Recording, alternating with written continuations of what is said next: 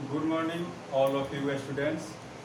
Myself Anurag Kumar, assistant professor, Sanakya College of Education, Bettiah.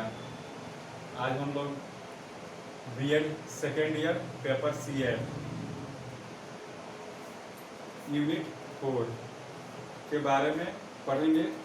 इसमें topic है पाठ्यचर्या या पाठ्यक्रम विकास के आयामों का वर्णन करें।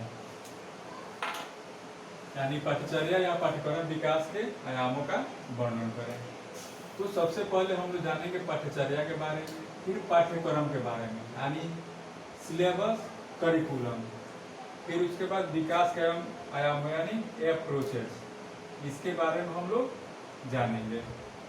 ये है और इसके तो सबसे पहले पाठ्यचर्या पाठ्यक्रम आयाम यानी क्या है पाठ्यचर्या। तो पाठ्यक्रम का मीनिंग ऑफ करिकुलम। तो पाठ्यचर्या शब्द की उत्पत्ति अंग्रेजी के करिकुलम शब्द से हुई है और करिकुलम शब्द की उत्पत्ति लैटिन भाषा से हुई है, जिसका अर्थ होता है दौड़ का मैदान, यानी इंग्लिश में इसको बोलते हैं रेस कोर्स या रनवे।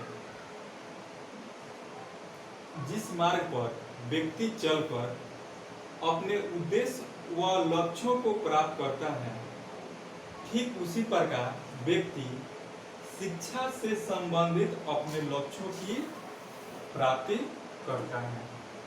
यानी करिकुलम जो है ये आज से नहीं बल्कि प्राचीन काल से चला आ रहा है, लेकिन इसमें जब जब पाठ्यक्रम करिकुलम का निर्माण हुआ है उसमें कुछ न कुछ कमियां देखने को मिली है। इसी कमी को सुधार के लिए हमेशा पाठ्यक्रम में कुछ न कुछ बदलाव देखने को मिला है और पाठ्यक्रम का निर्माण हमेशा बालक को ध्यान में रखकर ही किया जाता है।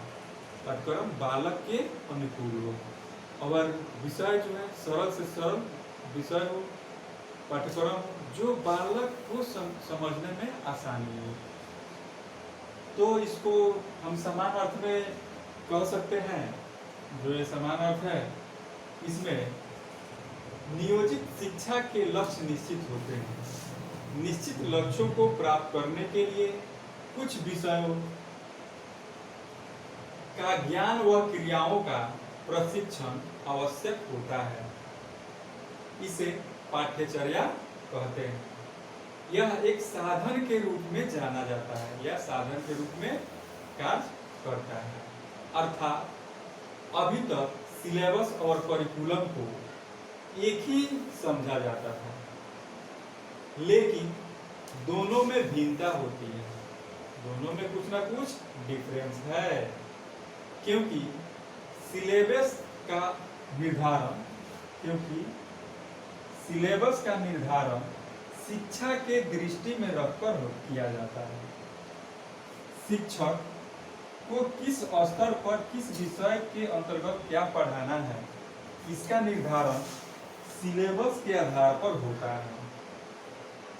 एक शिक्षक को कौन से विषय किस आधार पर पढ़ाना है वह एक सिलेबस के आधार पर होता है। लेकिन छात्र को क्या करना है इसका निर्धारण करिकुलम के द्वारा किया जाता है। जैसे छात्र को क्या करना है इसका निर्धारण करिकुलम के द्वारा किया जाता है। छात्र सिलेबस के अलग ही विद्यालय में अनेक प्रकार के अनुभव प्राप्त करते हैं। जैसे सिलेबस जो है तो वह छात्र क्या है, इससे अलग हटके भी विद्यालय के बाहर भी खेल में भी या प्रेयर में भी या लंच के समय, गेम में, स्पोर्ट के समय भी कुछ ना कुछ सिलेबस से हटके भी कुछ बालक अपने अनुभव के द्वारा सीखते हैं। तो इसका निर्धारण करिकुलम के द्वारा किया जाता है। छात्र सिलेबस के अलग भी विद्यालय में अनेक प्रकार के अनुभव प्राप्त करते हैं। जैसे खेल के मैदान में भाषाओं को सुनकर, वाद विवाद प्रतियोगिताओं में भाग लेकर, नए नए अनुभव सीखते हैं और यही अनुभव पाठ्यक्रम में सम्मिलित होते हैं और पाठ्यक्रम की रचना छात्र को ध्यान में रखकर ही किया जाता है। जब भी पाठ्यक्रम का निर्माण हुआ है छात्र के हित में ही हुआ है।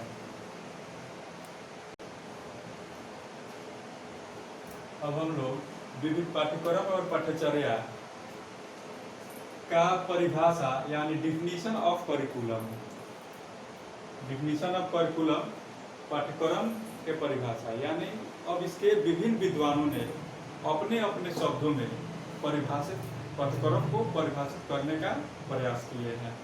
तो अब हम पाठ्यक्रम के परिभाषा में पाठ्यक्रम के अर्थ स्पष्ट करने का प्रयास विभिन्न विद्वानों, दार्शनिकों, मनोवैज्ञानिकों एवं समाजशास्त्रियों ने भी किया है। समाजशास्त्री इसका अर्थ व्यापक लगाते हैं। तो समाजशास्त्रियों के अनुसार पाठ्यक्रम शब्द का अर्थ उन सभी क्रियाओं एवं परिस्थितियों से होता है जिनका नियोजन एवं संपादन विद्यालय द्वारा बालकों के विकास के लिए किया जाता है। यानी जो पाठ्यक्रम है वह विद्यालय के द्वारा जो विद्यालय में पढ़ाया जाता है वह बालक के विकास को ध्यान में रखकर ही किया जाता है। फिर इसके कनिंघम ने एक परिभाषा दिए हैं जो बहुत अच्छा ही परिभाषा है। तो एक विद्वान है कनिंघम के शब्दों में शिक्षक के हाथ में पाठ्यक्रम एक साधन है जिससे वह शिक्षार्थी को अपने आदर्श के अनुसार अपने स्कूल में ढाल सके। यानी जो हम कनिंघम विद्वान है उनका कहना है शिक्षक के हाथ में पाठ्यक्रम क्या है, एक साधन के कार्य करता है। तो शिक्षार्थी को उसको ध्यान में रख करके जैसे मतलब विद्यार्थी है वो अपने अनुकूल उसको शिक्षा दे करके वो ढाल सकते हैं। तो अब है मुनरो के अनुसार एक दूसरे विद्वान है मुनरो, ये भी एक प्रसिद्ध विद्वान है जिसे आप लोग जानते भी होंगे। तो इनके शब्दों में पाठ्यक्रम में वे सब क्रियाएं सम्मिलित होते हैं जिनका हम शिक्षा के उद्देश्य की प्राप्ति हेतु विद्यालय में उपयोग करते हैं। तो मुनरो एक प्रसिद्ध विद्वान है, इनके अनुसार यह शिक्षा दिया गया है। अब हम इसके आयामों के बारे में, अब जो ये आयाम है इसके बारे में हम अध्ययन करेंगे। अब पाठ्यक्रम विकास के आयाम, तो मुख्य रूप से पाठ्यक्रम विकास के आयाम को 4 वर्गों में बांटा गया है। तो सबसे पहले पाठ्यक्रम विकास के आयाम अप्रोच टू करिकुलम डेवलपमेंट, यानी इसका विकास क्या है, तो पाठ्यक्रम के विकास से बालकों के उद्देश्य एवं लक्ष्यों को प्राप्त किया जाता है। जबकि आयाम का संबंध पाठ्यक्रम संबंध समस्याओं से होता है। जैसे आयाम है बागम आयाम, इसका संबंध क्या है, समस्याओं से होता है। जब पाठ्यक्रम का निर्माण होता है तो उसमें बहुत सारे समस्याओं से घिरा हुआ रहता है। तो जब निर्माण होता है तो कुछ ना कुछ उसमें समस्याएं होती हैं। उस समस्याओं को समाधान करने के लिए यह किया जाता है। तो जबकि आयाम का संबंध पाठ्यक्रम समस्याओं से होता है। जैसे समस्याओं के समाधान के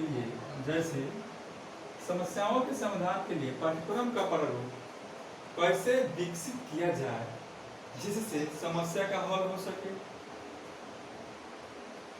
अब पाठ्यक्रम के मुख्य रूप से 4 आयाम होते हैं।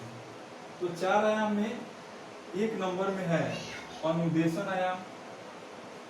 तो अनुदेशन आयाम है क्या, इसके बारे में हम जानेंगे।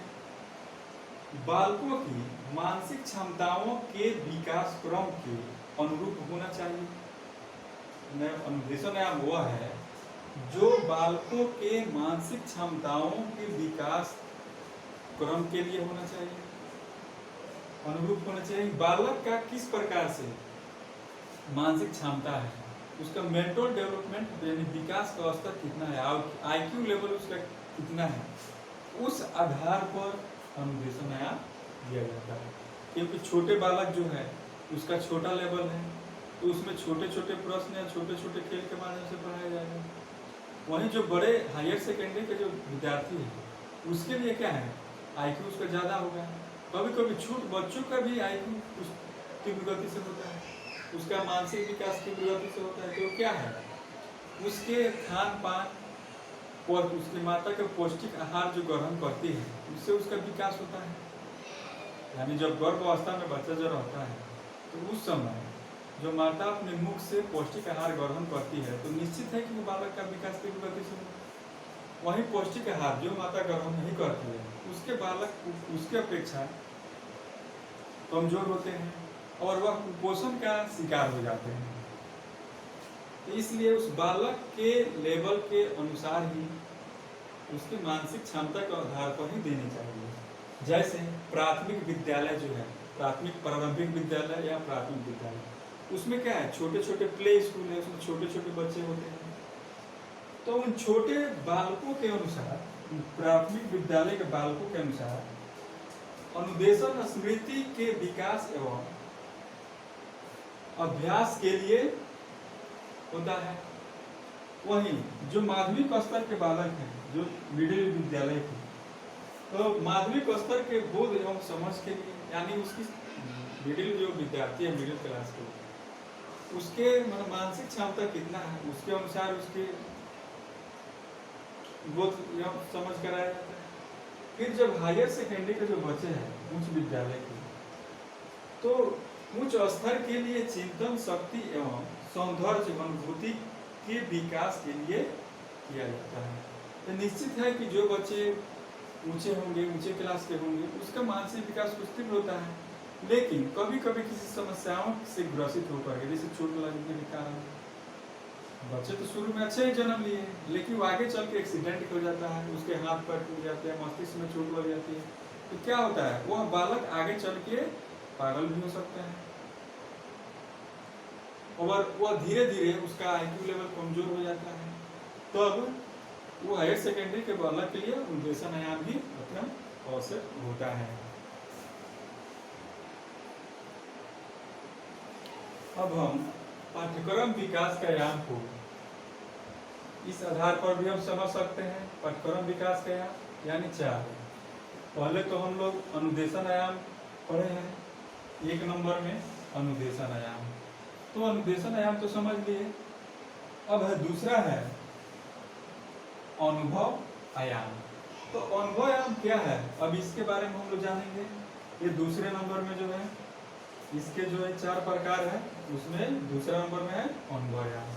तो अनुभव आयाम को का अर्थ होता है अध्ययन कार्य करने की क्षमता तथा छात्रों की आवश्यकताओं के अनुरूप होना चाहिए।